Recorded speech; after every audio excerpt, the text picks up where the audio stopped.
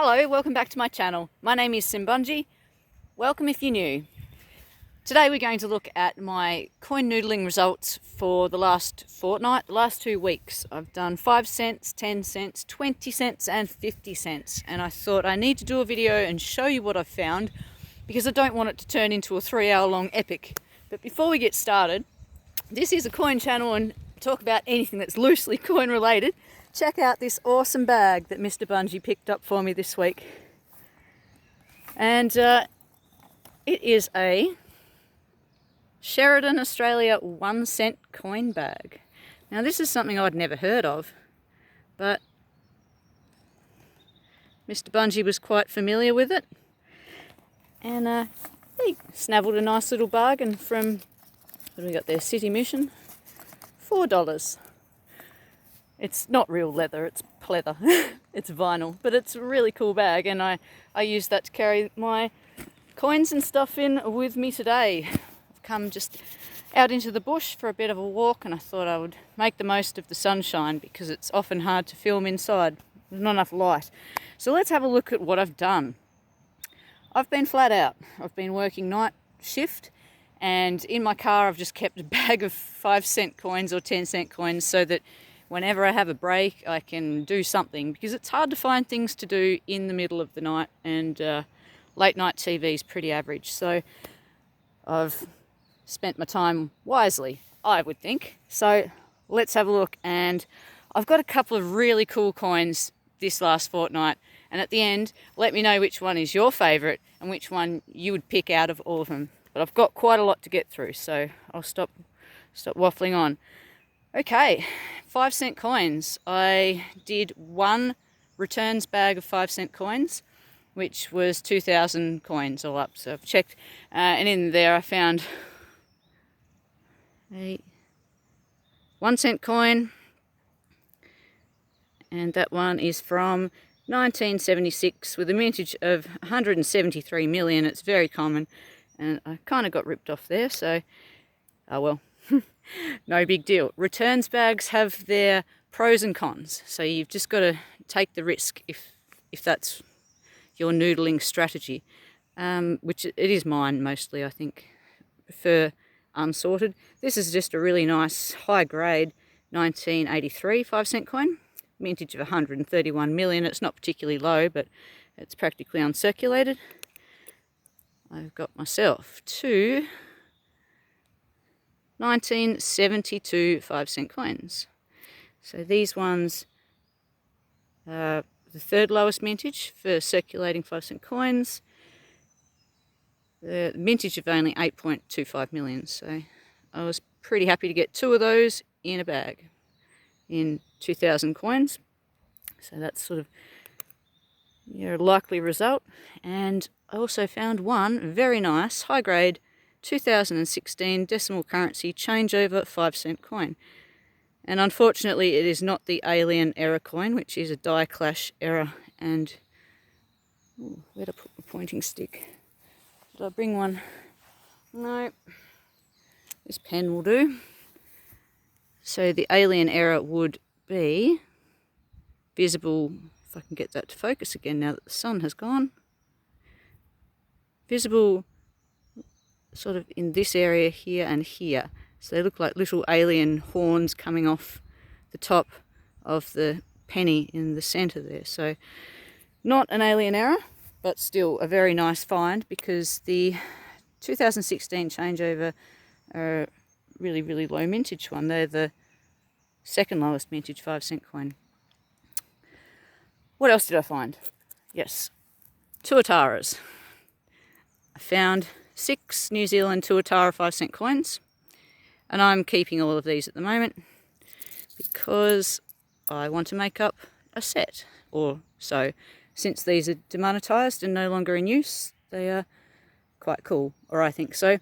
So I've got a 1969, a 1971, a 1982, 1995 and 2 1999s in that lot there. And varying grades, as you can see. Some are more circulated than others. But see that one there is a 1982, and that one's really nice. So that's those. what else did I find in 5-cent coins? 2 Fiji 5-cent coins. And these are not worth a lot of money, but they are interesting. Or I find them interesting. If I can get that to focus for you. No, too bright and sunny. Better.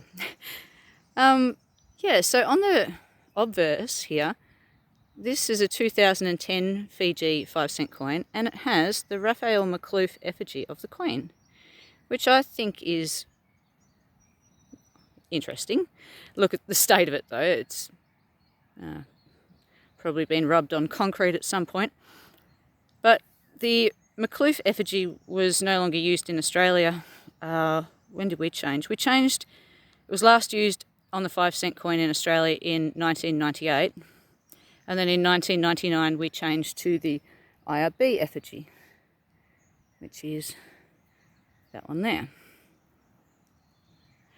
But even in Fiji in 2010, they were still using the McLuff effigy on their 5-cent coins. So that was, well, I thought that was interesting. And then I've got one here from 2012, and they've just gone to a fish. I'm not sure if I'll keep those, they were just interesting. Now, bear with me 1 second. I'm sure I brought a pointing stick because I'm going to need one. Otherwise you may not see the details that I want to point out. Oh.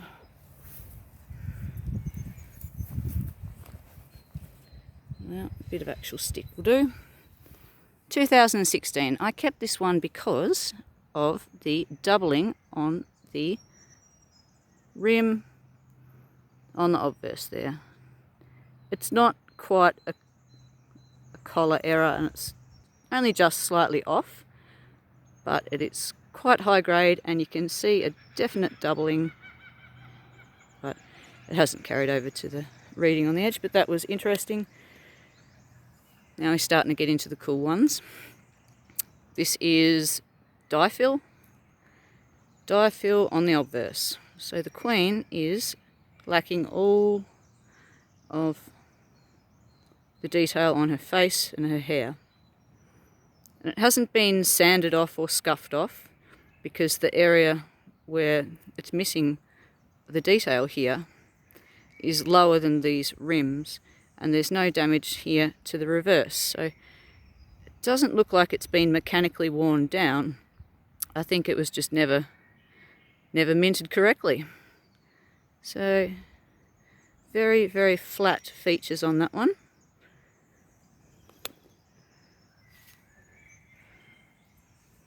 What have I got next? This one here is a 2001, and this one has a very big cud on the claw.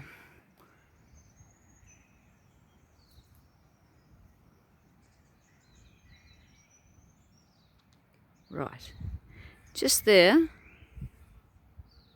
that little lump that's raised just to the left hand of the 5 is a cud error. And it's quite a big one. So that's a 2001. And then I've got another 2001 5-cent coin. And this one is a flamingo error.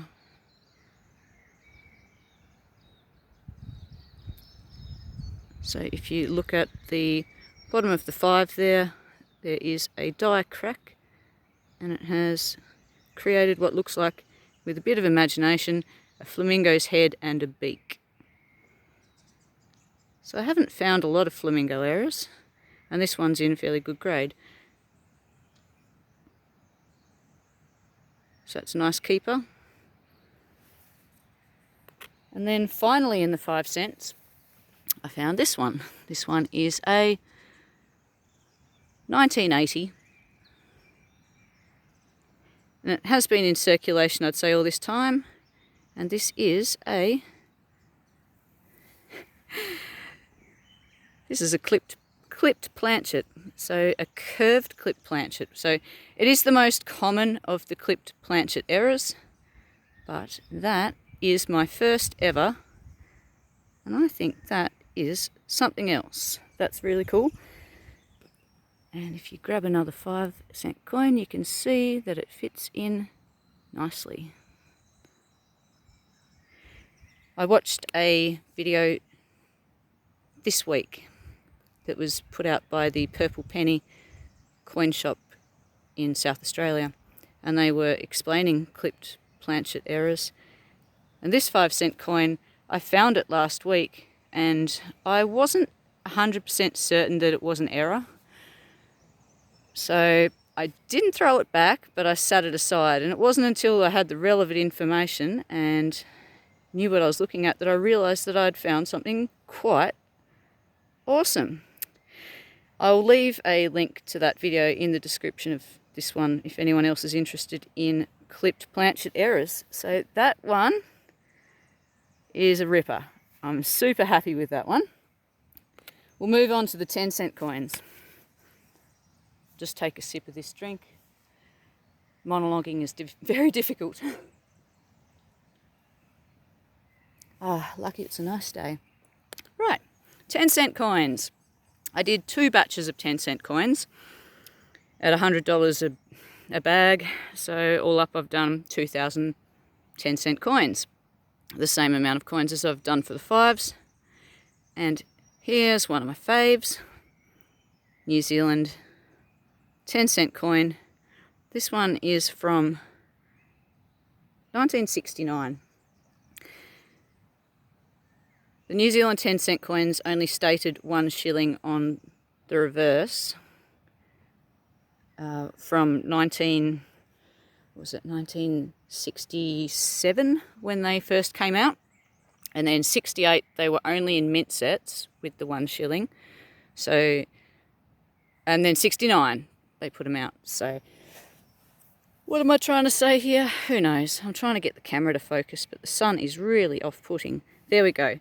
67. In 1967, 17 million of these coins were minted. 68, it was mint sets only, and 69, only 3 million were minted. So this one in my hand is the lower mintage of the 2 that are easier to find. I think you're very unlikely to find a 68 in circulation, but there we go. That one's pretty cool. I've also got myself 10 Japanese yen. These have all come in a returns bag, and according to the counting machine, class as a 10-cent coin.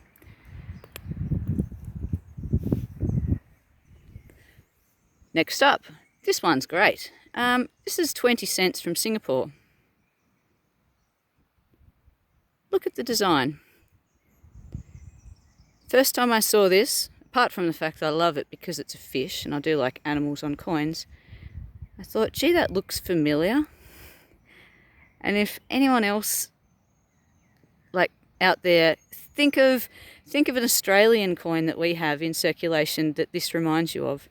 I straight away thought of the platypus, and on doing a bit of research, this coin in my hand was, it's a swordfish, and it was designed by Stuart Devlin, the same man who did our platypus 20-cent design.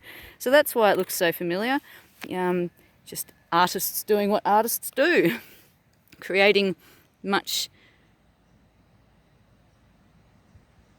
amazing art that all looks fairly stylistically similar. This one's a 1963 German Deutschmark, 1 Deutschmark. That's pretty interesting. Also masquerading as a 10-cent coin. And this one here is a 1977 New Caledonia 1 franc. And here we have Liberty sitting holding the torch and some fruit. And on this side, how pretty is this? Oh, hang on, sorry, this one is coin alignment, so it's different from the Australian way around. That is a Kagu bird.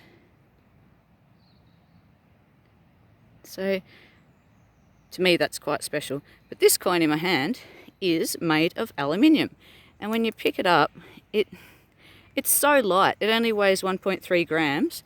And just for comparison, our Australian 10-cent coins weigh 5.66 grams each.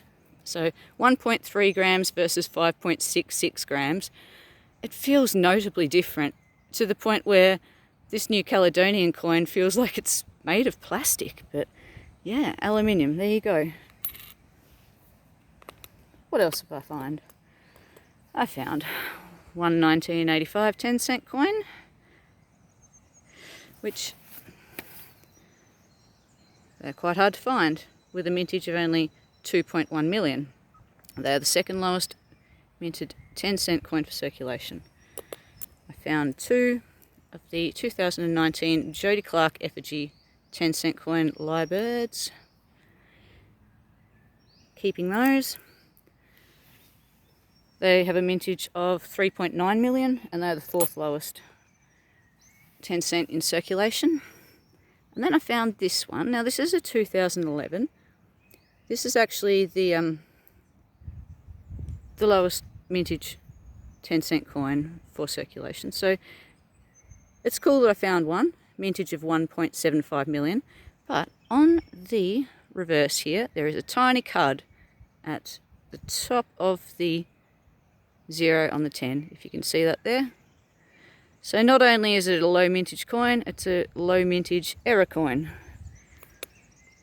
Found a 1966 with just the very, very start of a lamination peel on the back.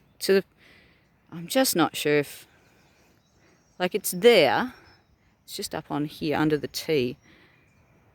If I put it back into circulation for a few more years, it might start really cracking out. But yeah, that one's sort of clutching at straws, Sim, but it's definitely there. And in the 10-cent coins, my best find, or my favourite find, check out this struck through error. This is a 1984, and the obverse is really something else. So it's struck through, and it's also got a little bit of lamination peel coming off there. It's almost like there was a piece of, I'm not sure, sawdust, paper. Anyway, so the anvil die has come down and struck like that. I think it's the anvil. Smoosh. So all the Queen's face, it's still there, all the detail is visible, but there was something laying on that planchet when the coin was struck in 1984, and I'm very, very grateful for that. Awesome. 20-cent coins. Ooh, rightio, I found myself a Kiwi. I'm keeping these. 1967. I'm trying to make up a set of those.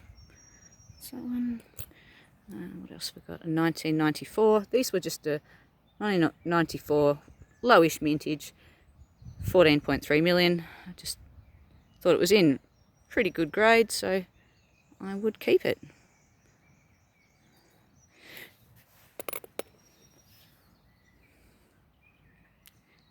'50th anniversary of United Nations, 1995. In good condition, mintage of 4.8 million, so I kept that one. Kept myself two Jody Clark effigy 2019 platypus. These are the second lowest mintage platypus for circulation, so definitely worth keeping. Oh, I'm being bitten by a mozzie. Okay, sorry. Oh.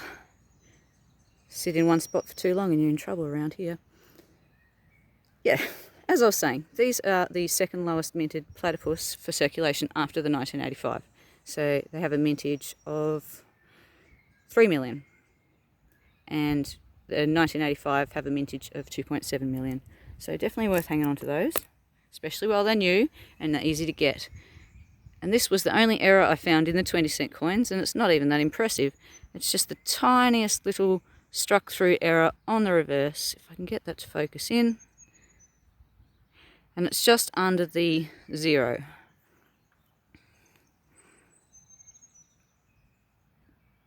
Yeah, see, it's not going to focus because it also thinks it's not really worth showing.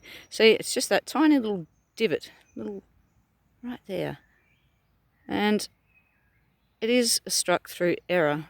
It's a high grade coin, there's no obvious damage to it, but it's just so tiny. I question whether it's worth putting that in a 2x2 and bragging about it. Right, I've got myself a Centenary of Canberra. These ones have a mintage of 11.6 million. And that's from 2010. And this one is in really good grade. So I think it's probably better than the ones I've already got. That one will go into my folder. Centenary of Taxation, the ATO. Awesome. Yeah, that's 11.6 million is the mintage on those. From 2010. It's not in the best order, but it's still something. I never have a lot of luck in the 20-cent coins. Here's a 2016 decimal currency changeover 20-cent coin from 2016, as I said. Yeah, I never have a lot of luck with 20s. I'm pretty sure there's someone here on the north who noodles 20s and 50s pretty hard, because they have been just about picked dry. And this is just a nice 2019 IRB effigy. Just keeping it because it's high grade and still available, easy to put away. Okay, I think I'm going to have to probably cut it short.